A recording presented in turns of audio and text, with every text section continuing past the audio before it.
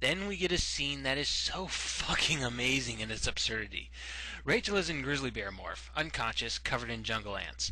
In order to save her, Jake finds another ant colony which can't be any further from the first one by more than a city block, so one has to question why they haven't made war already. Jake then tears chunks out of Rachel and starts leaving a Hansel and Gretel trail of bear chunks to her, which the ants then follow like James Woods following a trail of candy. And it works!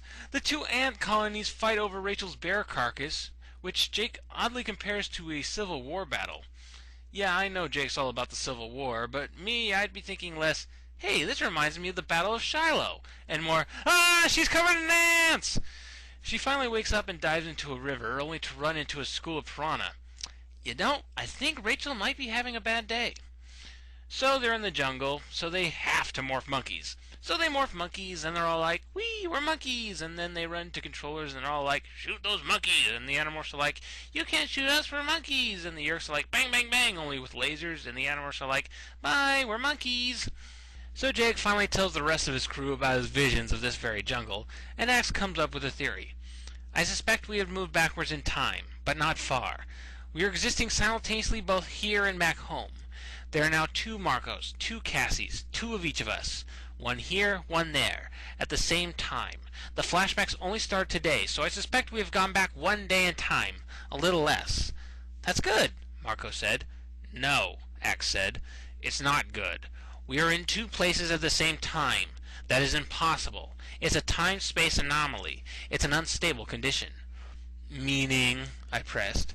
I think it means that the two groups, the two Marcos, Rachels, and so on, will annihilate each other, like matter and antimatter. It is not possible for there to be two of us at the same time. So why haven't we annihilated ourselves yet? Rachel asked. We are still within the Sarah Rip effect, Axe said. I think... So I think we're okay till we get back to the time when the rip occurred. At that time, the rip will end, and we'll have an impossible situation. Two identical groups of people existing in two places at one time. I think my teacher said it would cause a mutual annihilation. We'd cease to exist, both groups, here and back home. The time when the Sarah Rip occurred was 8:44, exactly. Huh? Did anybody catch any of that? And it gets worse later on when Axe tries to explain that everyone besides Jake are actually Jake's memories or their ghosts or whatever. That's the problem with writing time travel. Nobody can wrap their heads around it. If it's not kept simple and sweet, then all you end up doing is throw jargon at the wall and hope the readers buy it. Here's the key to writing good time travel. Don't write time travel. So they got a time limit before they can blink out of existence or something, and they have no plan whatsoever. They run into more locals who speak Portuguese, which is kind of like Spanish, which Marco kind of knows, and they manage to open kind of a dialogue. Now, the guys are tribal through and through, but I'm going to plead ignorance of South American culture as to whether this is stereotyping or not. If anybody out there can inform me whether this is accurate, please leave a comment. Locals don't like lizard monsters from space, and they think kids who turn to monkeys are cool, so everyone's all...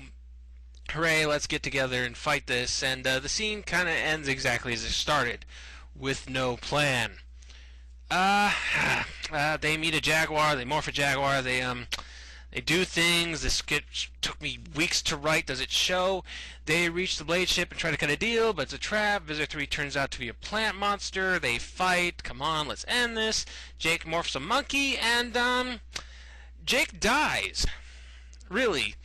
And that manages to snap Jake's consciousness into his other body that's at the exact moment in time that is about to morph fly to cross the freeway, and time travel sucks! Where in the world is post-book follow-up? What is it with Jake books? This is our third, and once again, we're not going to get the kind of character introspection Jake has been desperately needing. And what's weird is that each of these books have very different problems. Now, number 1, the invasion needed to set up the conflict and didn't have time to develop any of the characters.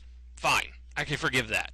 Number 6, the capture, advertised itself as the book where we finally get to see what's like to be a controller. That offered a lot of possibilities, but it took forever to actually get to that point in the book, and it didn't really explore Jake's character as much as it should have, partially because precious page time was devoted to completely irrelevant scenes. But this book is different, because Jake's internal conflict runs throughout the book, but the problem is that we never focus on it for more than a few sentences at a time. A few fleeting sentences of, oh no, I made another bad decision. Okay, here's the thing.